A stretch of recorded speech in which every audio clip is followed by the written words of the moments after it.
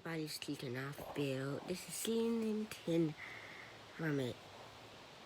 Let's do the COVID cast first. This is easiest one. Stadia streams games directly from Google's data centers to your device.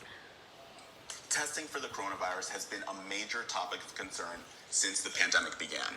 Currently, there are two categories of tests: a viral test, which tells you if you have a current COVID infection, and an antibody test, which tells you if you might have had a previous infection. Now, I want to tell you a little bit more about my experience getting a viral test. And before I go into details, it's really not that bad, I promise. A swab is placed up your nose, and yes, it's a bit uncomfortable, but it only lasts about 15 seconds, and then you're all done. Now, I was down in Texas and Louisiana reporting on Hurricane Laura. So once I arrived home, I wanted to make sure that I was indeed negative for the coronavirus before seeing my family. So over the course of 2 days, I got 2 separate tests just to be extra safe. The first test I got was a PCR test, which stands for polymerase chain reaction. This is the most common and reliable test, which detects disease by looking for the virus's genetic material.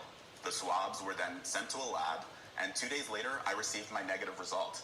Now, I also got a rapid test, which promises results in 15 minutes. Yup, you heard that right, 15 minutes. This is the antigen test, which is a much simpler test and can get processed right in the doctor's office. So 20 minutes later, I was given my negative result. One thing to keep in mind, according to the CDC, these rapid tests are more likely to miss an active infection as opposed to the PCR test. And both tests have had some reports of false positives. Medical experts continue to say that the best way to prevent infection is to wash your hands regularly, cover those coughs and sneezes, and of course, to practice those social distancing guidelines.